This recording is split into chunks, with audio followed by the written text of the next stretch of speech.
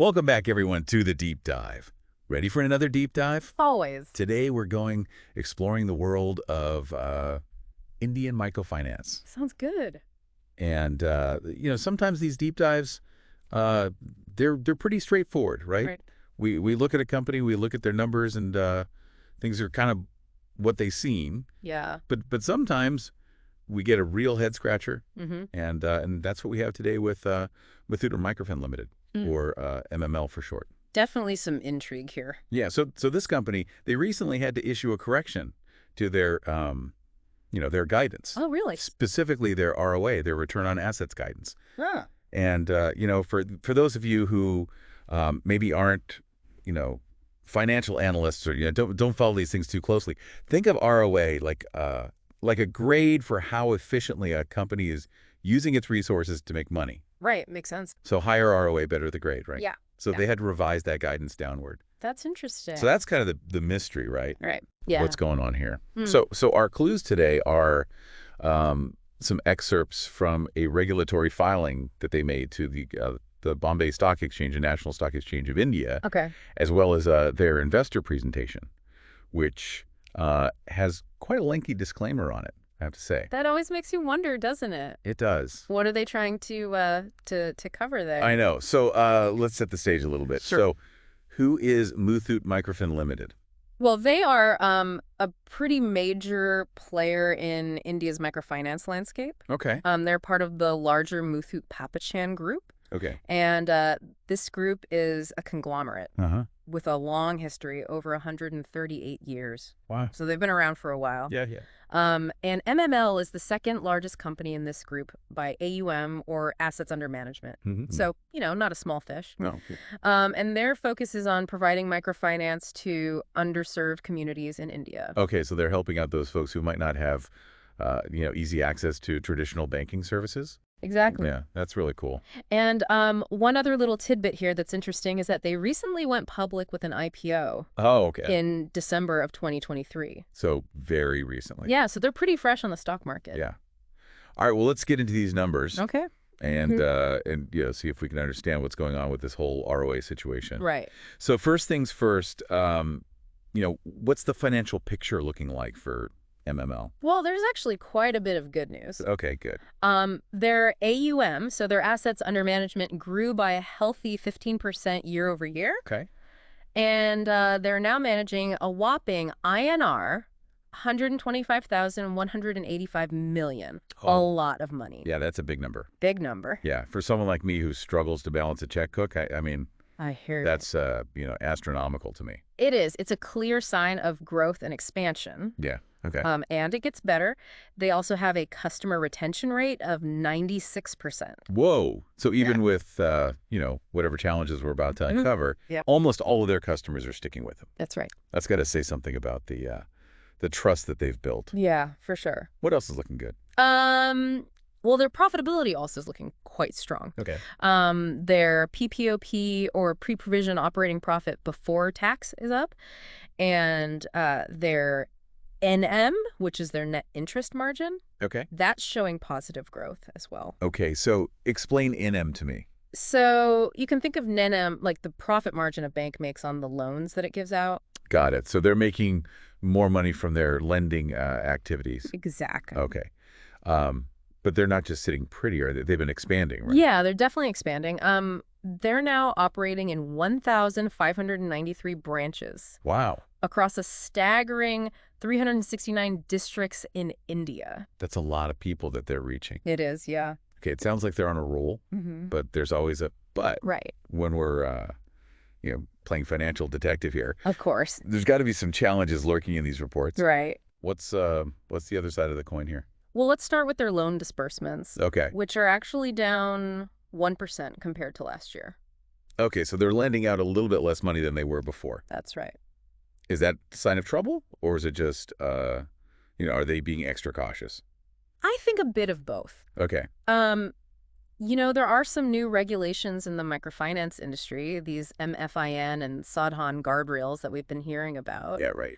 And it seems like those are, making them a bit more careful Makes sense. with their lending. Yeah. Plus, there's been some general stress in the sector, making everyone a bit more cautious. Okay, so the regulatory landscape is shifting. Yeah. They're kind of, adjusting their course a little bit. All right, anything else? Unfortunately, yes, there is. Yeah. Natural calamities, like floods and cyclones and heavy rains have all impacted their loan portfolio. Oh, that's rough. Yeah, think about it. When borrowers are hit by a natural disaster, it's going to affect their ability to repay loans, right? Absolutely. So that's been a real blow to them. Yeah, so they're dealing with regulatory changes and unpredictable forces of nature. That's right. What a combo. It's a tough one. Yeah.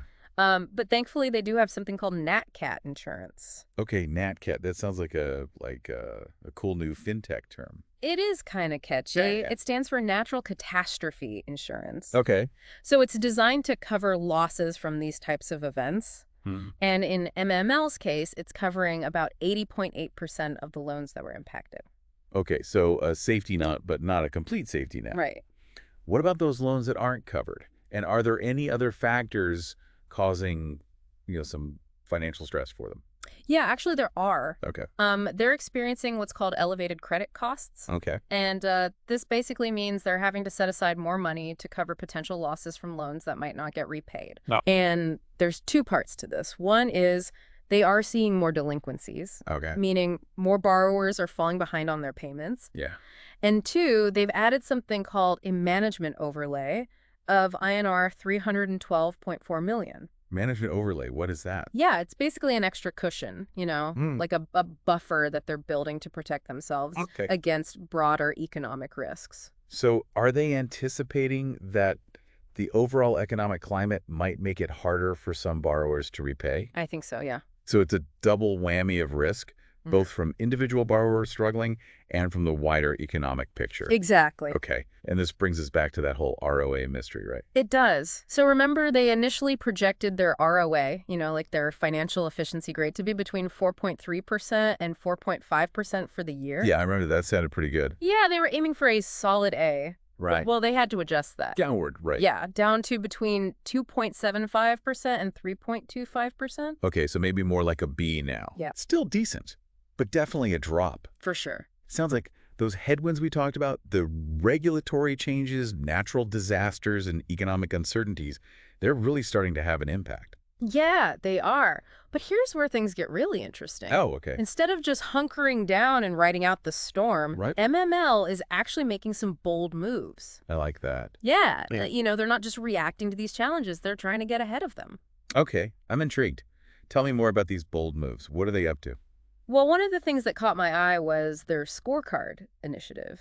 Okay, the scorecard. I remember that being mentioned in the investor presentation. Yeah. What is that all about?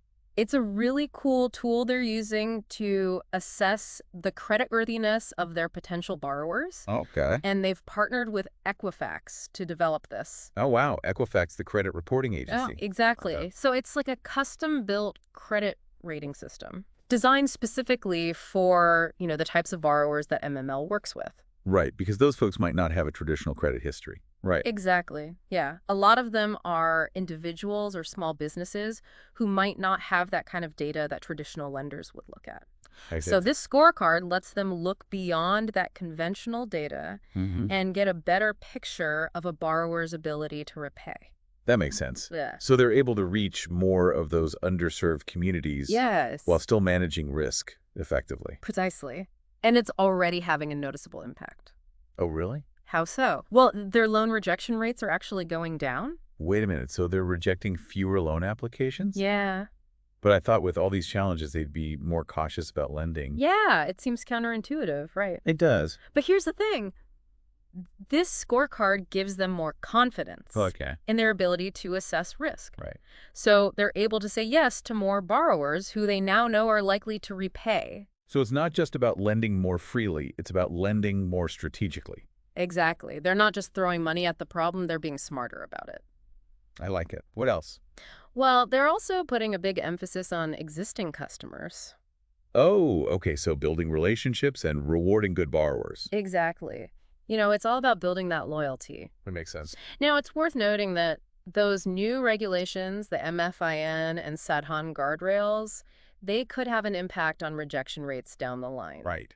It's still a bit early to say how things will shake out. Okay, so bit of a wild card there. Yeah, for sure. But overall, this scorecard initiative, it's a smart move. It is. It's like they're using data and tech to kind of navigate these tricky waters. They are, absolutely. And speaking of technology, their digital transformation efforts are really something. This is what I love to hear. Tell me about that. What are they doing in the digital space? Well, for starters, they've developed this really cool customer app called Mahila Mitra. Mahila Mitra. Wait, that means women's friend, right? You got it. Which really speaks to their focus on empowering women, a big part of their mission. Yeah, I love that. It's like built right into the name of the app. It is. It's not just some generic banking app. It's got a purpose behind it. I like that. But is it actually making a difference? Are people using it? Oh, yeah. They're seeing a big increase in the number of customers who are using the app. Okay, good. And get this, they're now collecting something like INR 569 crores digitally. Wow. So it's not just a download. People are actually actively using it. They are. It's pretty impressive to see. What other ways are they using technology? Well, it's kind of touching every aspect of their operations, really. Yeah. They're using it to bring on new customers, the onboarding process. They're processing loans more efficiently. Okay. And even managing risk better, with all the data they're collecting. So technology is like their secret weapon here, I think so, yeah. helping them be more efficient, reach more people, and ultimately have a bigger impact. That's a great way to put it. It's like a digital revolution to microfinance. Yeah, it really is. And they're at the forefront of it. So we've talked about the challenges. We've seen some of those smart strategies they're putting in place and how they're using technology to their advantage. A lot to unpack here. There is. But before we wrap things up, I'm really curious to hear your take on the bigger picture here. Okay. What does MML's story tell us about the state of microfinance in India? What does MML's story tell us about the state of microfinance in India?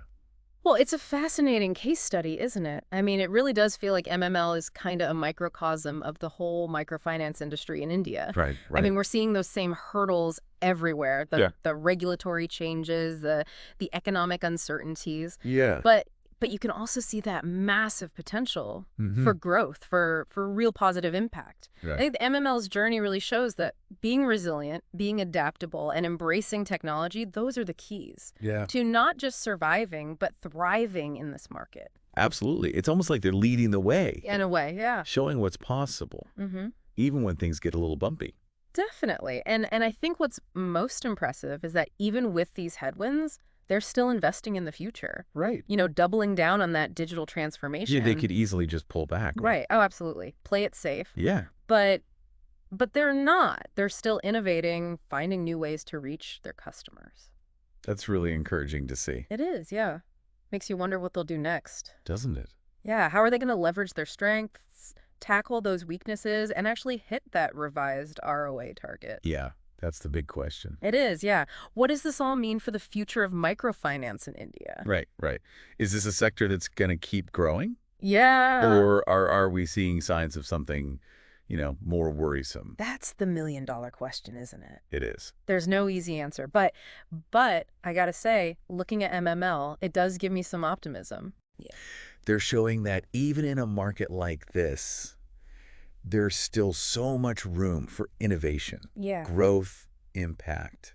We've looked at their performance, the good, the bad. Yeah. We've talked about their strategies, the challenges they're facing. Yep. But I want to leave our listeners with something to think about, okay? Okay, I like it. So remember how MML is already making those big strides in digitalization? Yeah. With that customer app, the digital collection. They're killing it. Now imagine if they took it a step further. Okay, how much further? And integrated blockchain technology into their operations. Blockchain. Whoa. Now think about it. Okay. What could blockchain bring to the table? Well, more transparency. Absolutely. For sure. Increased security for those loan management processes. Yeah, that would be huge. They could track those repayments.